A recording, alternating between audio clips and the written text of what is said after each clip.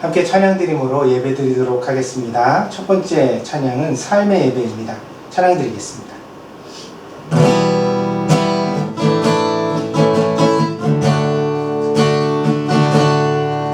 내게 임하신 주의 성령 날 새롭게 하사 다스리시네. 오직 주만이 나의 생명 참 소망. 오 주여 날 인도하소서. 주를 예배하니 나의 힘내고 주와 동행하니 내 기쁨 되니. 오직 주님만 바라보며 살리라. 오직 주만 위에 내가 살리라. 내 삶으로 주를 예배합니다. 온 마음으로 주를 경배합니다. 이제 내 안에 내가 사는 것 아니니 삶으로 주를 예배하게 하소서. 나의 삶이 예배가 되고 예배가고 내 삶이 되는 우리 주님이 원하시는 예배가 내 안에 이루어지게 하소서. 한 번 더 드리겠습니다. 내게 임하신 주의 성령 날 새롭게 하사 다스리시네. 새롭게 하사 다스리시네. 오직 주만이 나의 생명. 오직 주만이 나의 생명 참 소망. 오 주여 날 인도하소서. 주를 예배하니 나의 힘되고 주와 동행하니 내 기쁨 되니. 오직 주님만 바라보며 살리라. 오직 주만 위에 내가 살리라. 내 삶으로 주를 예배합니다. 온 마음으로 주를 경배합니다. 이제 내 안에 내가 사는 것 아니니 삶으로 주를 예배하게 하소서. 나의 삶이 예배가 되고 예배하고 내 삶이 되는 우리 주님이 원하시는 예배가 내 안에 이루어지게 하소서.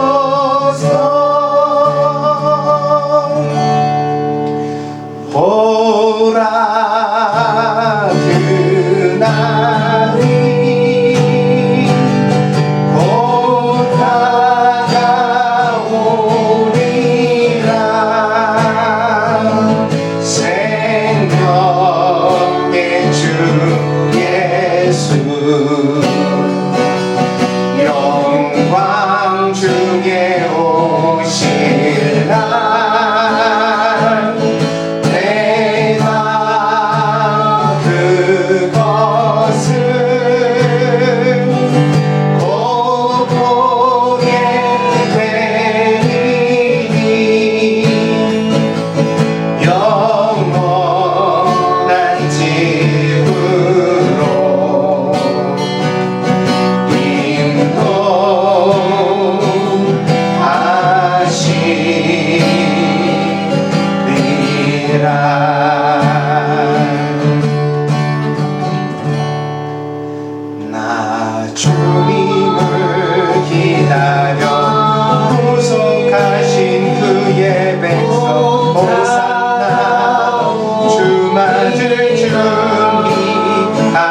생 어린 양 주 예수 오시는 날에 모든 눈물 씻어주시리.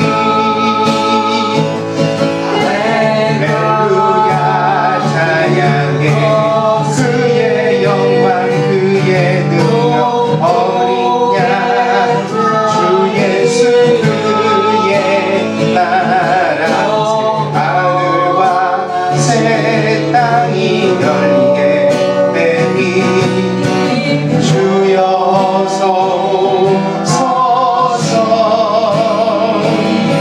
아멘.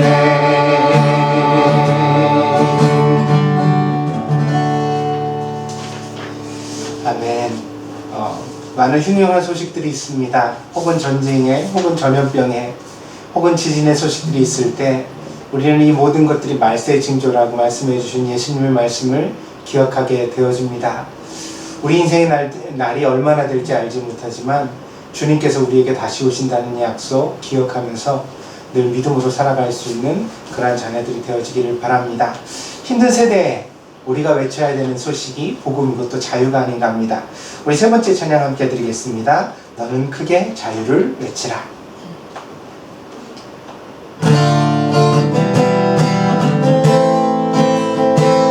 너는 크게 자유를 외치라.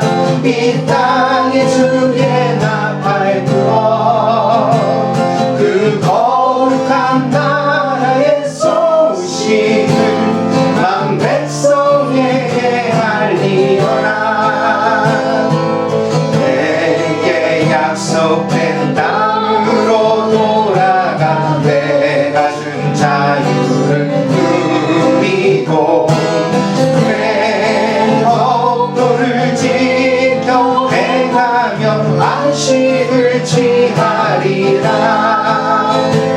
너는 크게 자유를 외치라. 이 땅에 주의 나팔 불어 그 거룩한 나라의 소식을 만 백성에게 알리어라. 너희 포로된 형제를 놓아라. 다친 자 마음 상한 자 그 흘린 눈물을 내가 닦으며 해방을 선포하라. 너는 크게 자유를 외치라. 이 땅에 주의 나팔 불어 그 거룩한 나라의 소식을 만 백성에게 알리어라. 너는 찬양의 제사를 드려라. 내 손에 쟁기를 버리고 넓은 땅 가득한 나의 식물을 너희가 먹으리라. 나는 너희의 하나님이라. 약속한 땅을 내게 주리라. 나는 너희의 여호와 너희를 인도할 하나님이라. 너는 크게 자유를 외치라. 이 땅에 주의 나팔 불어 그 거룩한 나라의 소식을 만 백성에게 알리어라. 주님 다시 오실 때까지 나는 이 길을 가리라. 좁은 길 나의 신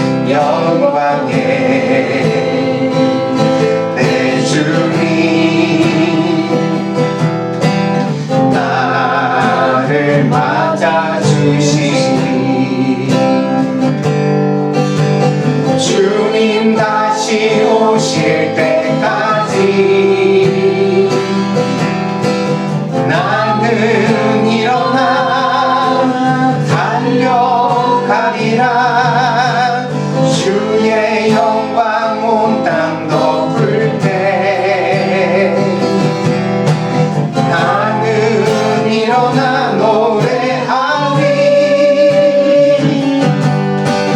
내 사모하는 주님 온 세상 구주시라. 내 사모하는 주님 영광의 왕이시라.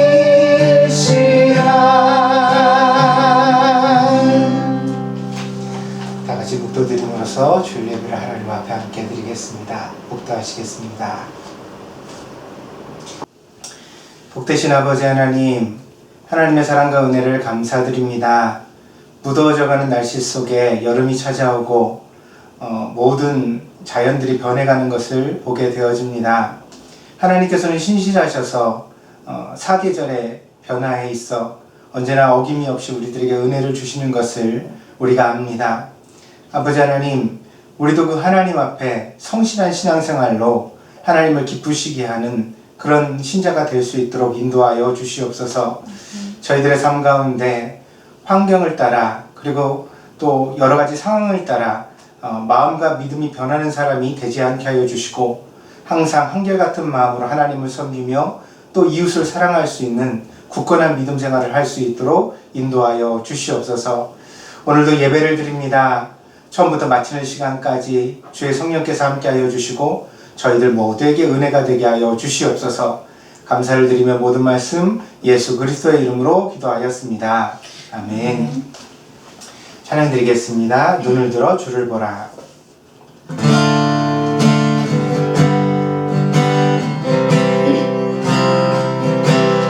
눈을 들어 주를 보라. 주의 영광을 보라. 눈을 들어 주를 보라. 주의 영광을 보라. 주는 네 거룩과 진리 능력에 주의 영광 나타나셨네. 선포하라 선하신 주. 주의 인자는 영원하리라. 선포하라 선하신 주. 주의 인자는 영원하리라.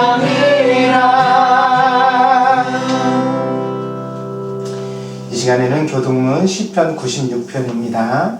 주보에 나와 있습니다. 교동문 시편 96편입니다. 함께 교독하겠습니다.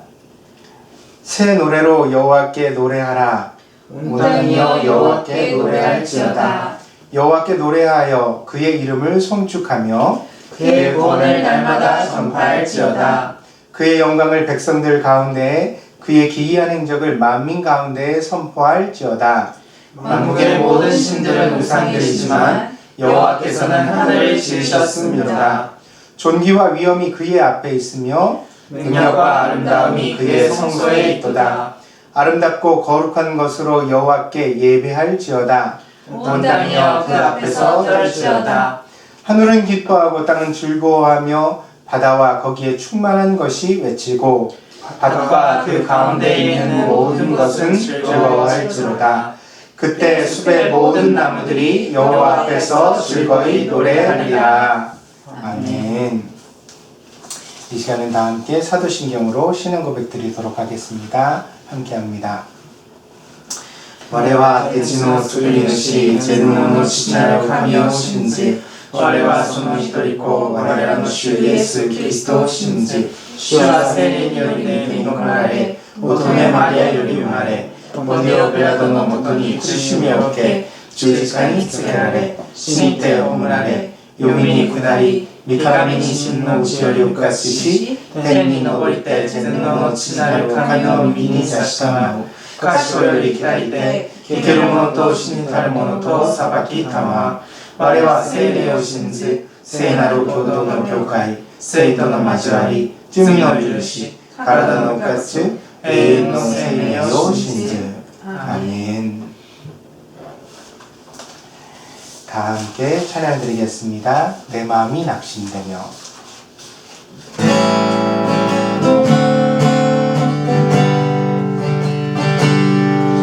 내 마음이 낙심되며 근심에 눌릴 때 주께서 내게 오사 위로해 주시네. 가는 길 감당하고 괴로움 많은 날 주께서 함께하며 내 짐을 지시네. 그 은혜가 내게 족하네. 그 은혜가 족하네. 이 괴로운 세상 지날 때 그 은혜가 족하네. 희망이 사라지고 친구 날 버릴 때 주 내게 속삭이며 새 희망 주시네. 싸움이 맹렬하여 두려워 떨 때에 승리의 왕이 되신 충성 들리네. 그 은혜가 내게 족하네. 그 은혜가 족하네. 이 괴로운 세상 지날 때 그 은혜가 족하네. 범민이 가득 차고 눈물이 흐를 때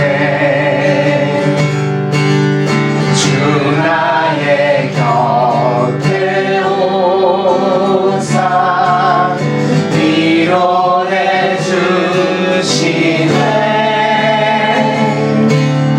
환난이 닥쳐와서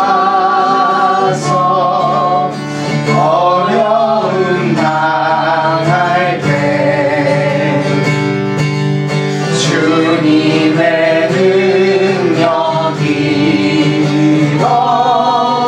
원수를 이기네. 그 은혜가 내게 족하네. 그 은혜가 족하네. 이 괴로운 세상 지날 때 그 은혜가 족하네.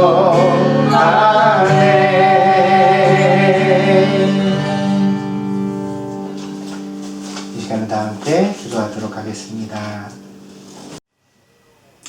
복되신 주님, 하나님의 은혜와 사랑을 감사드립니다. 날이 흐려 해가 보이지 않을 때에도 구름 너머에 찬란한 태양이 빛나고 있는 것처럼 저희들의 삶 가운데 때때로 어둡고 힘든 일이 가득할지라도 그 너머에는 하나님의 은총이 늘 우리를 향하고 있음을 믿습니다. 그러므로 저희가 어떤 형편에든지 넘어지지 않게 하여 주시고 실망하지 않게 하여 주시고 살아계신 하나님을 믿으며 바라보며 늘 신앙으로 용기를 낼 수 있는 저희들이 되어지게 하여 주시옵소서. 그리하여 모든 삶의 장애들을 극복하고 하나님을 영화롭게 하며 영광을 돌려드리는 귀한 성도들의 삶이 될 수 있도록 하나님 인도해 주시기를 원합니다. 특별히 지금 세상에 큰 재앙을 당하여 하나님 앞에 자비를 구하지 않을 수 없습니다. 이제 코로나19 확진자가 800만 명을 넘어섰고 또한 사망자도 많이 나오는 세계적 현실을 살아가고 있습니다. 특별히 가난한 사람들이 의료 혜택도 받지 못하고 많이 목숨을 잃는 비극적 상황을 우리가 목격하고 있습니다. 아버지 하나님, 오늘 이 시대에 하나님의 자비를 베풀어 주시옵소서. 코로나19를 치료하기 위하여 노력하는 모든 의료인들에게 하나님께서 은총을 더하여 주시고 지혜를 더하여 주셔서 속히 이 질병을 치료할 수 있는 좋은 약이 나올 수 있도록 하나님께서 인도해 주시기를 원합니다. 그리하여 이 모든 재난을 우리가 극복하게 하시고 정말 모든 사람들을 죽음의 위험에서 건질 수 있는 귀한 미래가 열려질 수 있도록 하나님 도와주시옵소서. 아버지 하나님, 이 어려운 때이기 때문에 어려운 사람들을 돕는 문제에 있어서 지도자들의 결단과 생각이 중요한 줄 압니다. 하나님, 다스리는 모든 자들에게 지혜와 총명을 주셔서 부디 사람들의 생명을 귀히 여기게 하시고 한 사람이라도 살리기 위하여 최선의 결정을 내릴 수 있는 지도자들이 될 수 있도록 하나님께서 은총 가운데 인도하여 주시옵소서. 또한 아버지 하나님, 북한과 대한민국의 관계를 위하여 기도합니다. 함께 평화의 길로 가고자 했지만 그 길이 막혀 오해가 쌓이고 이제는 서로 험악한 말들이 오가는 사태에 오게 되었습니다. 아버지 하나님, 다시 적이 되지 않게 하시고 함께 손을 잡을 수 있는 친구가 될 수 있도록 화해의 길을 열어주시기를 원합니다. 그리하여 북한과 남한이 함께 손잡고 번영의 미래로 나아갈 수 있게 하시고 남한과 북한의 철도가 연결되어지고 서로의 경제가 돕는 동반자의 관계가 되게 하여 주시고 그리하여서 저 북한에도 점점 자유가 늘어가고 또한 하나님 앞에 예배드릴 수 있는 날이 올 수 있도록 하나님 길을 열어 주시옵소서. 무서운 핵무기를 포기하고 함께 번영의 길로 나아갈 수 있는 두 민족이 될 수 있도록 하나님께서 꼭 함께하여 주시옵소서. 아버지 하나님, 또한 일본과 한국의 관계를 위하여도 기도하지 않을 수 없습니다. 저희가 살아가는 일본 땅이 과거를 극복하지 못하고 아버지 하나님, 여러 가지로 어려운 상황에 처하는 일들을 반복하고 있습니다. 역사의 진실을 마주할 수 있는 용기를 허락하여 주시옵소서. 그래야 한국과 일본이 더 이상 적이 되지 않게 하시고 아버지 하나님, 좋은 이웃이 될 수 있도록 하나님께서 좋은 길로 인도하여 주시기를 원합니다. 하나님이 한국 사람인 저희들을 이곳 일본 땅에 부르실 때에는 이 아버지 하나님 동반의 관계를 위하여 중보하라고 부르신 줄 압니다. 저희들 더욱더 사명을 가지고 한국과 일본의 우호의 협력의 관계를 위하여 열심히 기도할 수 있는 성도들이 될 수 있도록 인도하여 주시옵소서. 아버지 하나님, 또한 동경드림께 성도들을 위하여 기도합니다. 계속되는 코로나 상황으로 인하여 여러 가지 우울감이 없지 않지만 그러나 아버지 하나님, 성도들이 용기를 가지게 하여 주시고 이 어려운 시기를 잘 극복해 갈 수 있도록 인도하여 주시옵소서. 또한 우리가 함께 마음껏 자유롭게 만나지는 못하지만 그러나 떨어져 있는 관계 속에서도 어떻게 서로 격려하며 도움이 될지, 서로에게 사랑을 표현할지 함께 고민할 수 있는 성도들이 되게 하여 주시옵소서. 광야를 지나며 이스라엘 백성들의 신앙은 자라났습니다. 우리 동경드림께도 이 어려움의 시간을 지나면서 그 믿음이 성장할 수 있는 교회가 되게 하여 주시옵소서. 모든 자녀들에게 지혜와 총명을 더하여 주시고 하나님, 악한 질병이 우리의 자녀들을 만지지도 못하도록 눈동자와 같이 지켜주시며 어디를 가나 무엇을 하나 늘 하나님과 동행하는 귀한 삶이 될 수 있도록 인도하여 주시옵소서. 오늘도 정성을 담아 하나님 앞에 예배를 드립니다.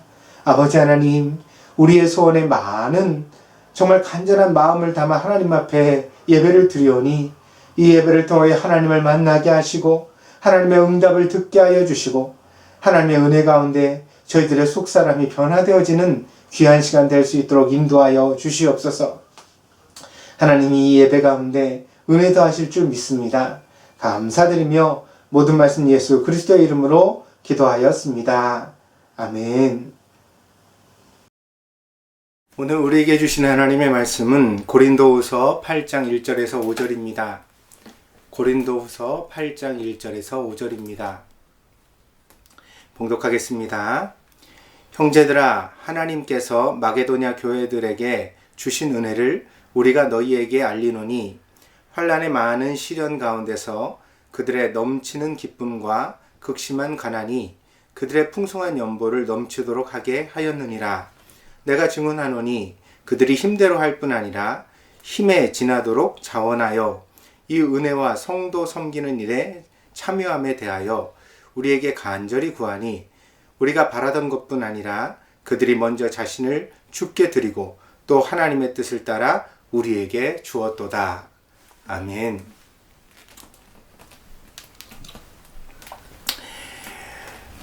교회를 다니는 사람들이 가장 많이 부담감을 가지는 대상이 연보입니다. 사실 신앙생활의 근간이 돈이 아니라는 설교를 늘 들으면서도 교인들에게서 이런 심리적 부담이 해소되지 못하는 것은 여전히 현실의 교회가 돈에 대한 집착을 극복하지 못하고 있다는 사실의 방증이 아닐까 합니다. 돈은 사소한 것은 아닙니다. 농업을 주로 하던 자급자족의 시대에야 돈이 삶에 있어 하나의 선택일 수도 있겠지만 이미 세계는 돈으로 움직이는 돈의 만능의 시대가 되어버린 지 오래되었습니다. 그래서 사람들은 인생의 성패를 돈에 걸고 돈을 목적으로 삼아 살아갑니다. 돈이 주는 위안이 적지 않고 돈으로 할 수 있는 일을 헤아리는 것보다 돈으로 할 수 없는 일을 헤아리는 것이 훨씬 손쉬운 것이 지금의 세상입니다. 그럼에도 불구하고 신앙생활만은 돈으로 해서는 안 됩니다. 성경이 이미 경고하고 있는 바와 같이 돈은 우리 평안의 함정이 되기 때문입니다. 바울은 자신의 아들로 여겼던 젊은 목회자 디모데를 향한 편지에서 이렇게 권면했습니다. 우리가 세상에 아무것도 가지고 온 것이 없음에 또한 아무것도 가지고 가지 못하리니 우리가 먹을 것과 입을 것이 있은즉 족한 줄로 알 것이니라. 부하려 하는 자들은 시험과 올무와 여러 가지 어리석고 해로운 욕심에 떨어지나니 곧 사람으로 파멸과 멸망에 빠지게 하는 것이라. 돈을 사랑함이 일만하게 뿌리가 되나니 이것을 탐내는 자들은 미혹을 받아 믿음에서 떠나 많은 근심으로서 자기를 찔렀도다. 주목할 만한 사실은 이 글이 본래 교인들에게 회람되기 위한 서신이 아니라 사도 바울의 개인적인 서신이었다는 사실입니다. 그래서 바울은 이 권면을 목사인 디모데에게 하고 있습니다. 물론 교인들도 들어 마땅하고 유익한 교훈이지만 사실 목사가 더 마음에 새겨야 마땅한 교훈이라는 사실입니다. 목회를 하면서 넉넉한 형편에 처해 본 적은 없습니다. 그래서 돈의 걱정을 벗어나 목회에만 전념하는 상황이 있는지 사실 저는 모르겠습니다. 그러나 그 덕분에 나름 돈에 대한 태도를 명백하게 정하고 자기 자신의 비결을 얻을 수 있었습니다. 넉넉하지 못한 상황이라고 하여서 돈 걱정을 하면 돈이 더 생기느냐? 결국 경제적인 빈곤은 감내하거나 극복해야 하는 문제이지 걱정할 문제가 아니라고 봅니다. 그 형편에 맞게 살려고 노력하면 적은 돈을 가지고도 충분히 살아갈 수 있습니다. 또한 사람이 이를 악물고 돈을 벌겠다고 마음을 먹으면 세상에 아주 방법이 없는 것도 아닙니다. 다만 그렇게까지 돈을 벌기 위해 아둥바둥 피곤하게 살고 싶지 않은 마음이 우리에게 있기 때문에 걱정하면서도 실제로 고생에는 뛰어들지 못하는 것입니다. 그런데 목사에게는 한 가지 문제가 더 있습니다. 그것은 목사가 가난을 극복하기 위하여 돈의 적극성을 가지는 순간 그가 가진 신앙의 비전이 혼돈에 빠지게 된다는 것입니다. 돈을 벌기 위한 의지와 목회의 사역은 절대로 함께 갈 수 없는 상호 배타적인 성격을 가지고 있습니다. 때문에 목사가 되려고 마음먹는 순간 당연히 주어진 형편에 맞게 살아가며 마음의 욕심을 포기하겠다는 결심이 있어야만 하는 것입니다. 그렇다면 교인들은 어떠할까요? 신약의 교인들은 목사와 구별되지 않습니다. 흔히 만인 제사장이라고 말하는 바가 바로 그것을 가리킵니다. 목사와 교인의 교리가 따로 있다면 목사는 특별한 계급이 될 수 있을 것입니다. 그러나 현실적으로 목사와 교인들은 다른 삶의 차원을 살아가고 있습니다. 목사는 돈으로부터 한 걸음 물러서 살아가는 선택이 가능하지만 교인들은 그렇지 못합니다. 그리고 사실 목사가 그렇게 돈과 조금 떨어져 살아갈 수 있는 삶을 선택할 수 있는 까닭은 교인들이 치열한 돈의 전쟁터에서 번 수입을 가지고 연보를 드리기 때문입니다. 그래서 나는 이렇게 이해합니다. 예수님이 말씀하신 바와 같이 친구를 위하여 목숨을 버리는 사랑이 모든 기독교인이 마땅히 본받아야 할 모범입니다. 예수님은 그렇게 서로 뜨겁게 사랑하라고 우리에게 설교하셨습니다. 그러나 현실 속에서 우리는 그렇게 살아가지 못합니다. 다만 그렇게 살아보려고 노력할 뿐입니다. 친구를 위하여 목숨을 버리지는 못해도 헐벗은 친구를 보면 우리가 겉옷을 벗어주거나 혹은 낙심한 사람에게 밥 한 끼를 사주며 따뜻한 위로를 할 수는 있습니다. 우리가 이런 행동을 할 때 바로 그 행동은 우리가 이웃을 위하여 또 친구를 위하여 자기를 다 내어주는 사랑을 하려는 의도를 가졌다는 것을 보여줄 뿐 아니라 우리가 그런 삶을 지향하고 노력하고 있다는 것을 보여주는 방증일 것입니다. 돈이 점점 중요해지는 세상이지만 우리는 돈을 사랑하지 않고 되도록 멀리하며 돈에 대한 사랑을 경계하려고 노력해 가야 합니다.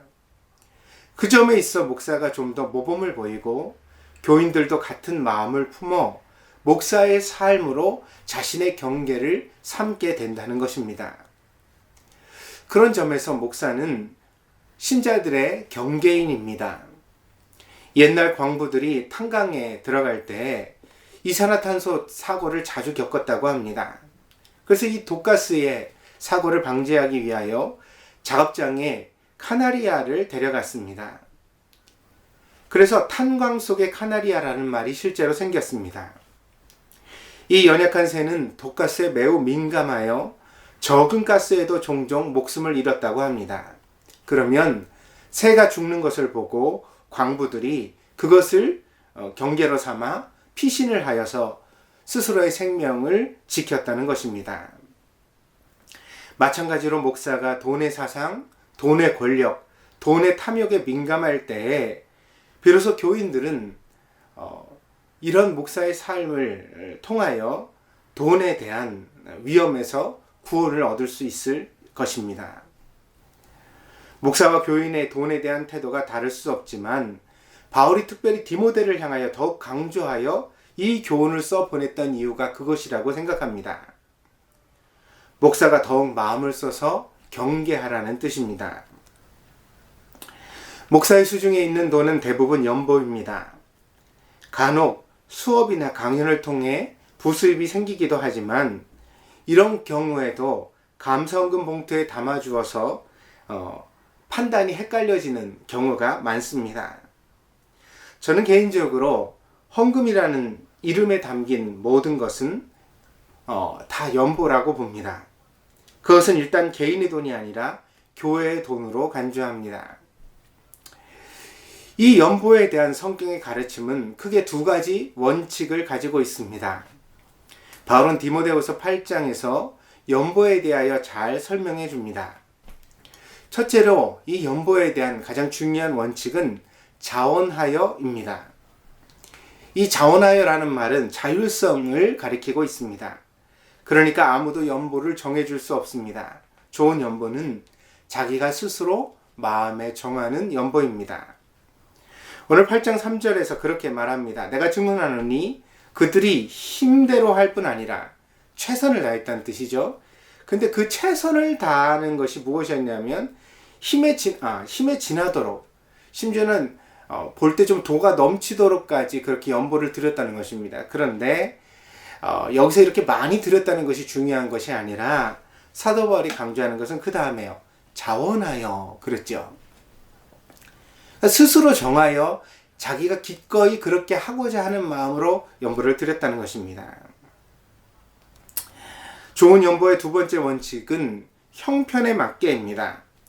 바울은 고린도후서 8장 12절에서 이렇게 말합니다. 할 마음만 있으면 있는 대로 받으실 터이요 없는 것은 받지 아니하시리라. 그런데 개역 개정판의 이 본문을 새번역 성경에서는 이렇게 번역하고 있습니다. 새번역 성경으로 제가 다시 한번 읽어드리겠습니다. 기쁜 마음으로 각자의 형편에 맞게 바치면 하나님께서는 그것을 기쁘게 받으실 것이요 하나님께서는 없는 것까지 바친 것을 바라지 않으십니다.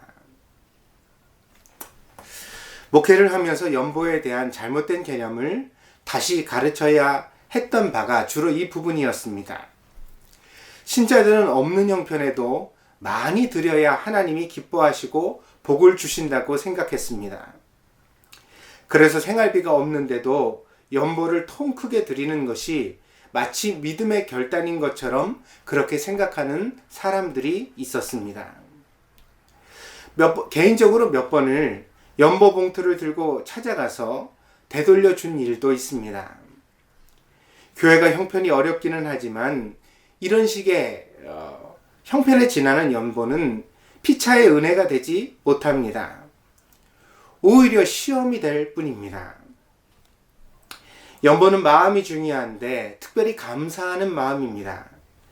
그래서 많은 연보를 드린다는 것은 감사가 점점 내적으로 커지는 것을 의미합니다. 이렇게 감사와 연보가 함께 자라갈 때에 아무리 큰 돈을 들여도 아깝지 않으며 오히려 더 풍성하게 드리고 싶은 열망이 신자의 마음에 생겨날 수 있습니다. 그러나 믿음도 부족하고 형편도 어려운데 무리하여 드리는 연보는 믿음을 이롭게 하는 것이 아니라 오히려 삶을 피곤하게 만들고 신앙을 질식시킬 수 있습니다. 그래서 연보는 자기의 형편에 맞게 드리는 것이 좋습니다. 많은 교인들이 11조원금을 신앙의 표지로 이해하는데 이 11조는 내적 기준이지 강제적 규범이 아닙니다. 쉽게 말해서 11조 낸다고 구원을 받거나 믿음이 좋은 것이 아니며 11조 안 낸다고 구원에서 탈락하거나 믿음이 없는 것이 아닙니다. 11조 역시 신약교회의 연보 원칙인 자원하는 마음으로 형편에 맞게 라는 원칙에 종속됩니다. 그러니까 어떤 교회들처럼 억지로라도 11조는 드려야 한다. 11조를 안 드리는 것은 말라기 선지자를 들먹거리며 하나님의 것을 도둑질하는 것이니 너는 도둑이다.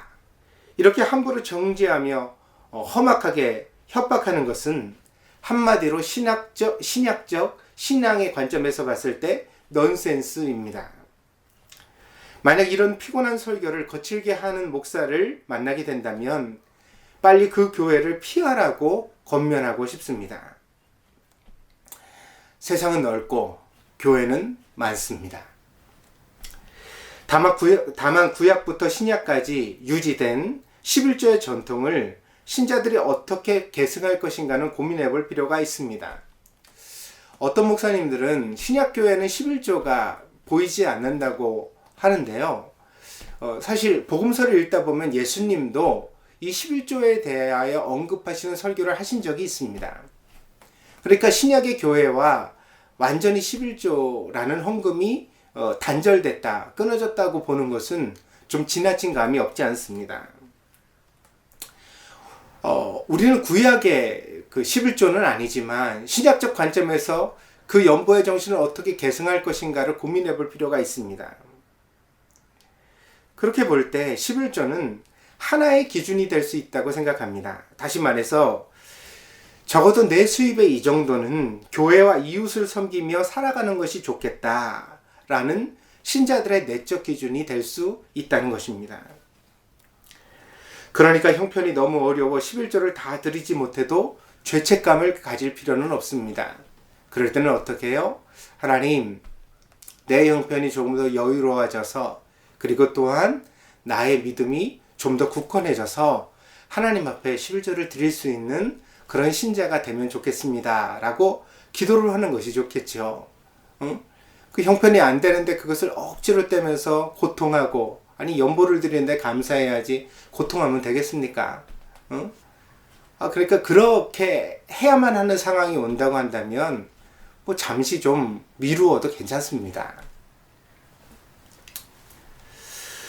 또 이런 경우도 있습니다. 부부가 아직 신앙이 통일되지 못해 서로 견해가 충돌할 때, 그럴 때 이제 그 속이는 연보를 하는 경우가 있거든요.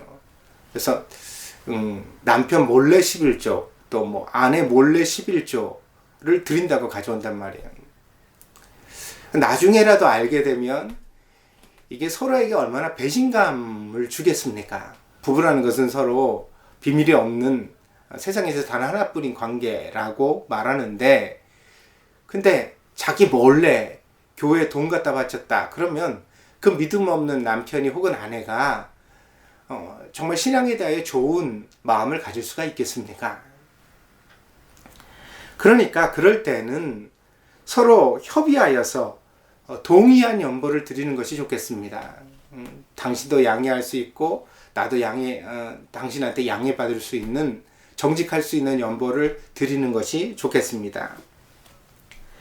간혹 신방을 갔다가 남편 몰래 봉투를 찔러주는 부인의 행동을 만날 때가 있는데 저는 목사로서 좀 당혹스럽습니다. 하나님께 드리고 싶은 열망은 이해하지만 저는 안 그러는 것이 좋겠다고 생각합니다. 뭐 그럴 필요가 있습니까? 조금 기다렸다가 꼭 목사의 손에 쥐어주지 않아도 되거든요. 주일날 주일 헌금에 담아도 하나님 받으십니다. 그 연보 목사한테 주는 것 아니거든요. 그러니까 교회를 통하여 하나님 앞에 드리는 것이거든요. 그러니까 굳이 그렇게 무리한 행동들을 안 하는 것이 좋겠습니다. 그 안타까운 마음을 가지고 남편의 구원과 믿음을 위해서 더 열심히 기도한다면 남편과 함께 기쁘게 연보할 수 있는 날이 더 속히 오게 되지 않을까 생각해 봅니다. 그런 날이 빨리 오지 않는다고 하더라도 남편을 속여 배신감을 느끼게 하는 것보다는 차라리 서로 마음을 합하여서 이 사람이 교회에 다니니까 정직하구나, 적어도 나를 속이지 않는구나, 이런 신뢰를 서로 쌓아가는 것이 남편이 신앙에 대하여 마음을 여는데도 도움이 될 것이라고 생각합니다. 이 즈음에서 교회의 책임에 대하여도 이야기해보고자 합니다. 연보는 예배를 드리고 목사와 같은 헌신된 사람들을 후원하며 마지막으로 가난한 사람들을 위해 쓰여야 합니다. 대체적으로 앞에 두 항목, 그러니까 예배를 드리는 데 쓰여지는 것과 목회자의 삶을 후원하는 것에는 이견이 없어 보이지만 마지막 세 번째 항목, 그러니까 가난한 이웃들을 구제하는 일에는 할 수 있으면 하는 것이라는 태도가 있는 것 같습니다. 우리 교회도 너무 어려운데 연보도 뭐 별로 거치지 않는데 무슨 누구를 돕는단 말이냐, 뭐 이런 식의 태도를 사실 가질 수 있습니다. 그리고 정말 그런 형편도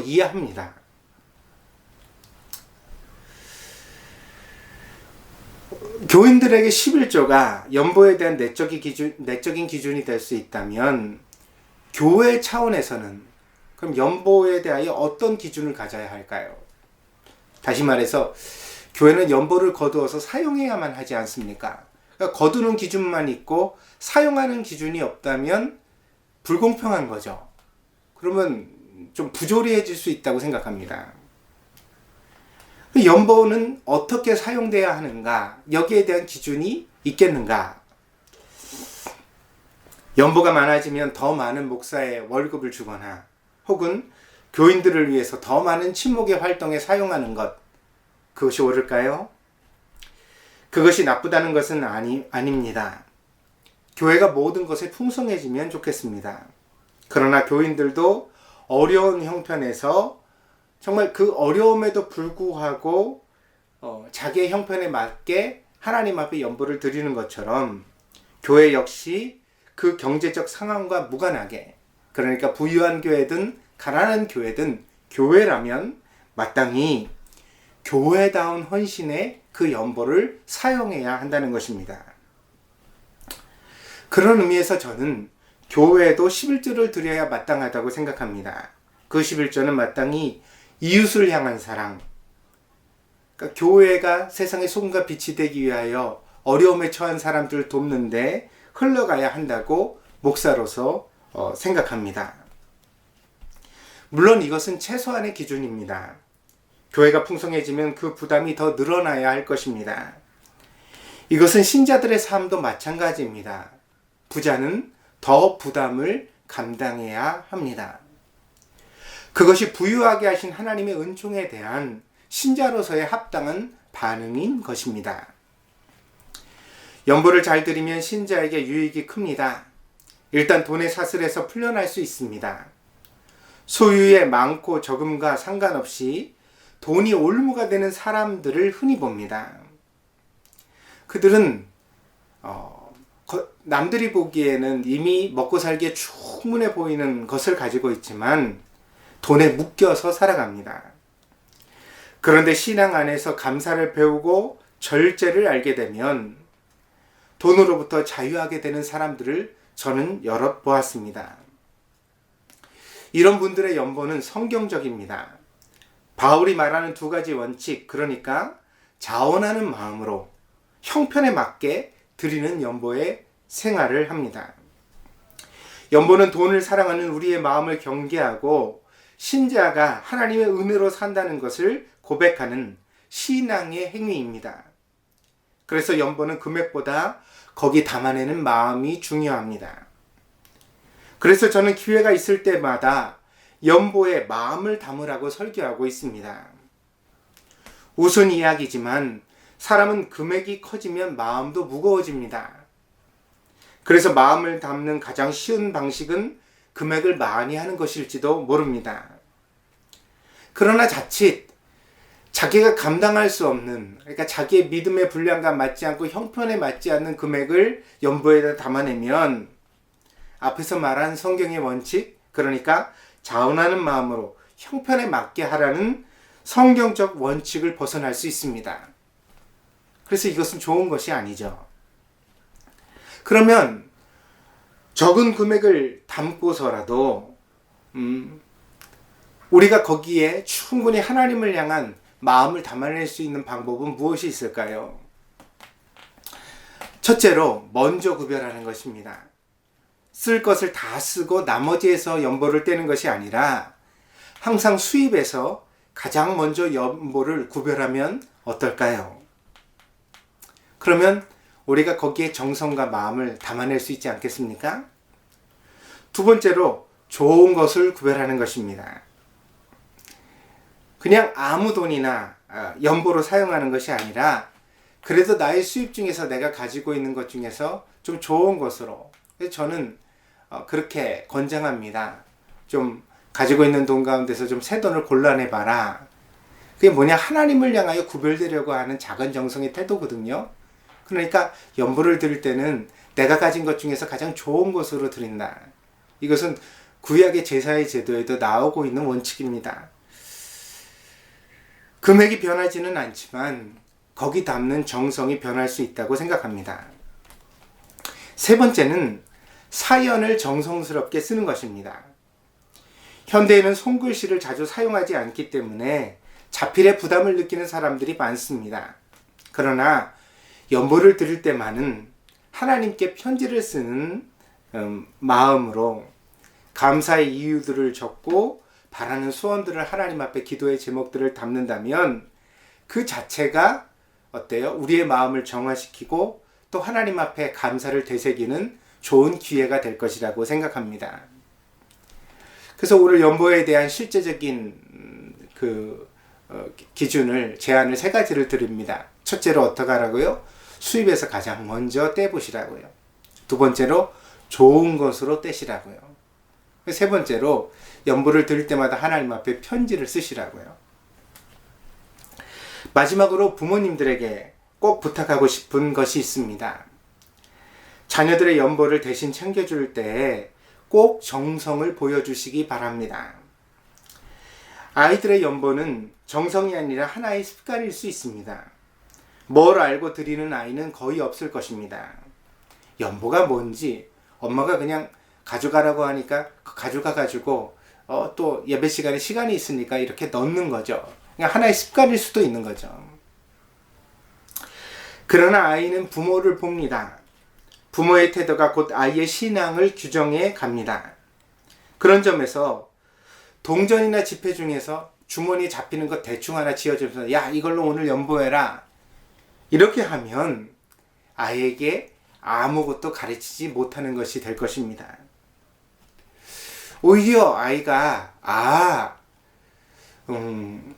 연보는 뭐 그냥 대충 하는 거구나 이렇게 생각하고 배우게 된다면 오히려 그 연보에 대한 태도를 망치는 일이 되지 않겠습니까?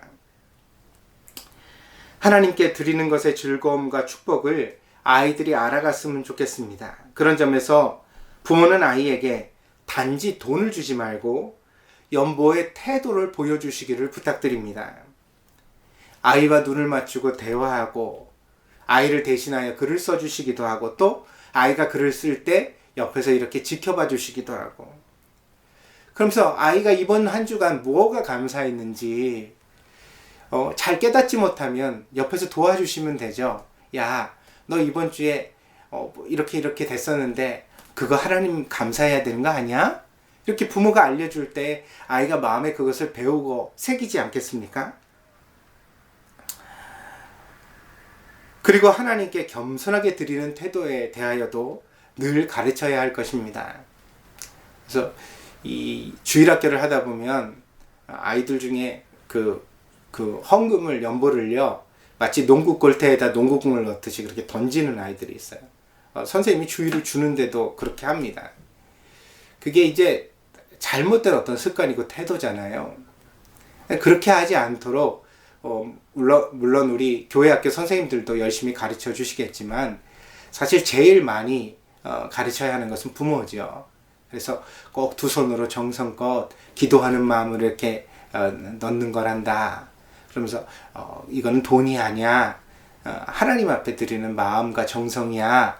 이렇게 얘기를 해 주셔야죠. 그리고 너가 드리는 이 연보를 가지고 교회가 다 거두어서 우리 예배 드리는 데도 쓰고 또 목사님 생활하는 데도 보태드리고 또 어려운 이웃들도 돕는단다. 그러니까 네가 이렇게 매주 연보를 하는 것은 누군가를 돕고 있고 사랑하고 있는 거야. 이렇게 가르쳐 주시기를 바랍니다.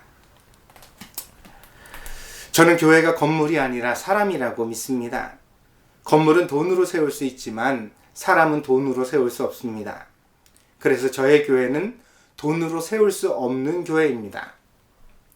돈이 없는 것은 불편하지만 불행한 일은 아닙니다. 그런 점에서 나는 내가 목회하는 교회가 돈이 무작정 많아지기를 바라지 않습니다. 그저 우리 교인들이 즐겁게 신앙생활을 하고 목사가 곁에서 살아갈 수 있을 정도면 흡족하다고 생각합니다. 그래도 나머지가 생긴다면 나는 필요한 세상에 흘려보내는 교회가 되고 싶습니다. 누군가의 위로를 받고 희망을 얻을 수 있도록 그렇게 여러분이 거두어 주신 연보를 사용하는 교회가 되기를 원합니다. 연보는 교회가 돈을 모으는 수단이 아니라 교인들의 마음을 정화하고 신앙으로 인도하는 방편이어야 합니다. 그래서 연보는 늘 은혜스러워야 합니다. 연보는 성경적이어야 합니다. 연보는 신자의 마음이 담겨야 하고 또한 그것을 사용하는 교회에는 하나님의 마음이 담겨야 합니다. 연보가 은혜스러운 교회가 진짜 교회입니다. 나는 우리 동경드림교회가 진짜 교회이기를 원합니다. 그래서 이 설교를 준비하게 되었습니다. 오늘 이 말씀이 여러분에게 직접적 은혜가 되어서 우리가 어떤 교회를 추구하고 있는지, 그리고 또 그 교회를 섬기기 위하여 우리가 어떤 마음으로 하나님 앞에 연보해야 되는지 다 함께 생각하고 마음에 새길 수 있는 그런 시간이 되어졌기를 바랍니다. 여러분 모두에게 풍성한 은혜가 늘 넘치기를 바랍니다. 기도하겠습니다. 복되신 주님, 오늘도 귀한 예배를 드리고 하나님 앞에 저희들의 신앙의 삶에 큰 유익이 되는 은혜의 방편이 되는 연보에 대하여 함께 배우게 하여 주심을 감사를 드립니다. 신약 성경이 우리에게 가르쳐주고 있는 이 원칙, 자원하는 마음으로 형편에 맞게 드리는 연보의 삶을 살아간다면 일평생 동안 다시는 연보로 인하여 시험에 들 일이 없고 또한 우리가 오히려 하나님 앞에 큰 은혜를 누리게 될 줄 믿습니다. 사랑하는 성도들이 꼭 마음에 이 말씀을 새겨서 돈에 대하여 자유를 얻게 하여 주시고 또 연보에 대하여 늘 풍성한 감사가 있는 성도들이 되게 하여 주시옵소서. 하나님, 감사하는 성도들에게 은혜를 더하시는 하나님이십니다. 동경드림교회 성도들이 하나님 앞에 감사하는 마음으로 자원하여 드릴 때 하나님, 그것이 하나님을 영화롭게 하는 연보가 되게 하여 주시고 또한 저들의 삶에 넘치는 축복을 주셔서 아버지 하나님, 저들의 일평생 부족함이 없는 귀한 인생 될 수 있도록 하나님 인도하여 주시옵소서. 하나님께서 함께 하시기를 간절히 원하며 모든 말씀 예수 그리스도의 이름으로 기도하였습니다. 아멘. 이 시간에 함께 찬양 드림으로써 준비하신 선물 하나님 앞에 함께 드리겠습니다. 꽃들도 드립니다.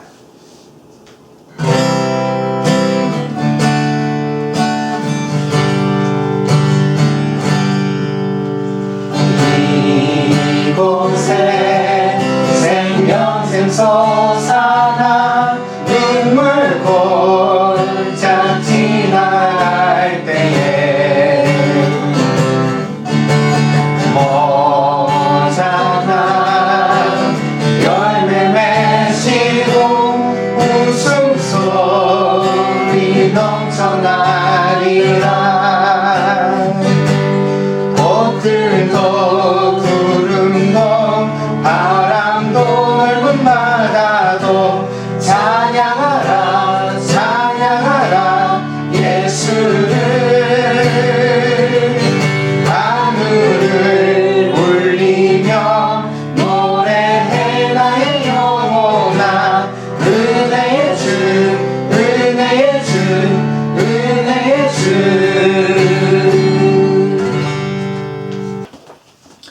광고 말씀드리겠습니다. 말씀 사람 그리고 하나님의 나라를 위하여 6월은 호국의 달입니다. 이번 주 중에 6.25가 있지요. 남한과 북한, 대한민국과 북한의 사이가 험악해지고 있는 현실 속에서 우리가 다시 한번 민족 상잔의 비극을 되새기면서 그런 과거가 되풀이되지 않도록 함께 노력해 가야 하겠습니다. 남북 평화를 위하여 애쓰고 있는 정부를 위하여 관계된 분들을 위해서 함께 기도해 주시고 또 북한이 다시 평화의 길로 나올 수 있도록 여러분 더 많이 기도하는 성도들이 되시기를 바랍니다. 코로나19 바이러스에 대한 주의가 필요합니다. 마스크, 손 씻기, 사회적 거리두기 당분간은 계속 우리가 주의해야 된다는 사실 잊지 마시길 바랍니다. 이 같은 광고를 계속 실는 이유는 우리 성도들에게도 주의를 환기시키기 위해서입니다. 느슨해지지 않도록 더 열심히 생활 방역에 다 같이 마음을 모두어야 되겠습니다. 예배 특송에 참여해 주시기를 바랍니다. 그랬습니다. 안내를 드렸는데 아직 신청이 없네요. 가족들이 함께 집에서 지내는 시간이 많은 줄 아는데 찬양 하나 연습하셔서 좀 보내주시면 좋겠습니다. 목사에게 카톡으로 보내주셔도 되고 메일로 보내주셔도 됩니다. 주보에 보면 그 목사의 메일 주소가 나와 있죠. 그리로 보내주셔도 됩니다. 그렇게 보내주시면 우리가 서로 떨어져 드리는 예배지만 성도 간에 서로 은혜가 되고 격려가 될 수 있다고 생각합니다. 기다리겠습니다. 성경 암송 챌린지를 하고 있습니다. 참여하신 분들에게는 선물도 있습니다. 그랬습니다. 시편으로 7장을 정하여서 우리가 이 7장을 다 외울 수 있느냐 그런 챌린지를 진행을 하고 있는데 이번 주에 드디어 참가자가 생겼습니다. 그래가지고 3분이 참가를 하셨는데 어떤 분인지 궁금하죠. 그래서 이 광고를 마치고 나서 그 3분이 암송해 주신 영상을 저에게 보내주셔서 제가 여러분들에게 대공개를 하도록 하겠습니다. 어른도 있고 아이도 있습니다. 여러분 보시고서 격려 받으시고 여러분도 도전해 주시길 바랍니다. 어떻게 하는지 보시면 금세 아실 수 있을 겁니다. 그리고 조금 어눌하거나 미숙하면 조금 더 연습하셔서 보내주시면 됩니다. 오늘은 처음이라서 그 목사가 받았는데 조금 더 완성도 있게 완벽하게 암송하셔가지고 보내주시기를 당부를 드립니다. 물론 잘하신 분도 있습니다. 그 다음에 담임 목사가 잠시 한국에 다녀옵니다. 이 광고를 보시고 있을 때는 제가 한국에서 격리 중에 있겠네요. 피치 못할 사정으로 인하여 교회를 잠시 비우게 되었으니까 여러분 양해 바라고요. 그래도 계속 여러분과 소통하도록 그렇게 최대한 노력을 하겠습니다. 무사히 잘 다녀올 수 있도록 여러 가지 염려가 많은 길인데도 무리하여 가니까요. 잘 다녀올 수 있도록 여러분들 기도해 주시기를 부탁을 드립니다. 저희 어머니 이면 권사님 회복되시도록 여러분 기도 부탁드리고요. 우리 유미라 자매 곧 출산입니다. 잘 출산할 수 있도록 순산하도록 위하여 기도해 주시기를 바랍니다. 한국에 들어가 있는 교회 식구들이 많이 있는데 언제 돌아올지 여러 가지 생활적으로 또 불편하고 또 불안정한 면이 없지 않을 것 같습니다. 속히 돌아올 수 있는 길이 잘 열려지도록 그리고 또 환경이 되어지도록 위해서 또 기도해 주시기를 당부를 드립니다. 무엇보다 사회적으로 우울감이 큰 때입니다. 저는 우리 교회 성도들이 우울하지 않았으면 좋겠습니다. 스스로도 노력하셔야 되겠지만 환경이 그러니까 조금 우울감이 있는 건 어쩔 수 없겠죠. 하나님께서 여러분을 지켜주시도록 도와주시도록 늘 기도하겠습니다. 저와 여러분 함께 기도하는 한 주간이 되어주시기를 바랍니다. 여호와는 나의 목자시니 내게 부족함이 없으리로다. 그가 나를 푸른 풀같이 누리시는 실만한 물가로 인도하시노라. 내 영혼을 소생시키시고 자기 이름을 위하여 의의 길로 인도하시는도다. 내가 사망의 은침할 골짜기로 다닐지라도 해를 두려워하지 않는 것은 주께서 나와 함께 하심이라. 주의 지팡이와 막대기가 나를 안위하시는도다.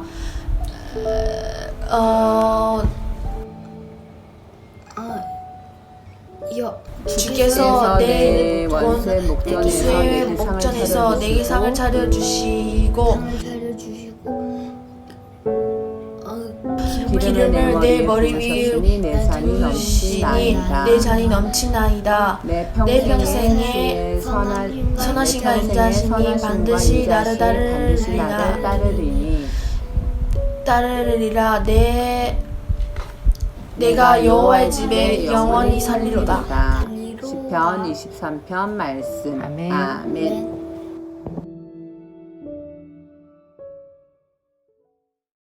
마지막으로 다 함께 모든 상황 속에서 찬양드림으로써 하나님 앞에 예배를 마치도록 하겠습니다. 모든 상황 속에서 함께 드립니다.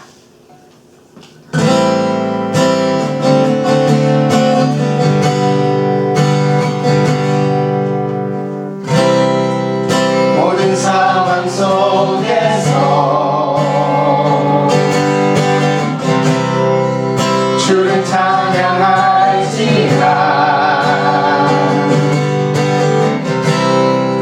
주는 너의 큰 삶을 큰 도움이시라.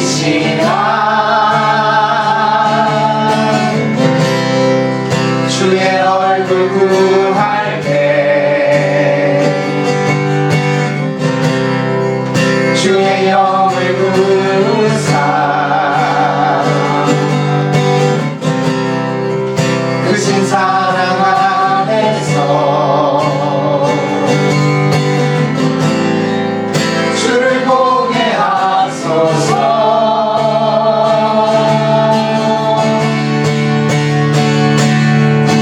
내 영혼이 확정되고 확정되어 싸우니 믿음에 눈들어 주를 바라봅니다. 내 영혼이 확정되고 확정되어 싸우니 믿음에 눈들어 주를 바라봅니다. 주를 찬양할 때 주의 나라 이미했네. 주의 영원한 나라 주 보게 하소서. 내 영혼이 확정되고 확정되어 싸우니 믿음에 눈들어 주를 바라봅니다. 내 영혼이 확정되고 확정되어 싸우니 믿음에 눈들어 주를 바라봅니다.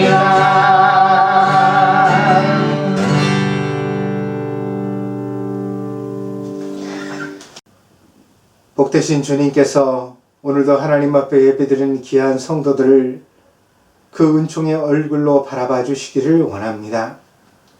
그리하여 저들이 늘 하나님의 축복을 경험하게 하시고 변치 않는 하나님의 사랑 가운데 굳건히 설 수 있는 성도들이 되게 하여 주시옵소서. 어디를 가나 무엇을 하나 하나님의 자녀로서의 자긍심을 잃지 않게 하시고 소금과 빛의 역할을 감당하게 하시고 그리스도의 편지가 되어서 많은 사람들을 은혜로 감동시키는 복된 성도들 될 수 있도록 축복하여 주시옵소서. 머리끝부터 발끝까지 강건하게 하여 주시고 하나님 저들의 모든 기도의 제목들마다 응답하여 주셔서 늘 하나님 앞에 감사가 넘치는 성도들 될 수 있도록 하나님 인도하여 주시옵소서. 지금은 우리 주 예수 그리스도의 풍성하신 은혜와 아버지 하나님의 극진하신 사랑하심과 성령의 감화 감동 내재 충만하신 역사가 오늘 동경드림교회 믿음으로 참여하여 함께 예배드리고 하나님 앞에 은혜를 마음에 새기는 사랑하는 성도들 머리 위에 저들의 가정과 직장과 학업 위에 저들의 삶의 모든 미래 위에 지금으로부터 영원히 함께 계실지어다.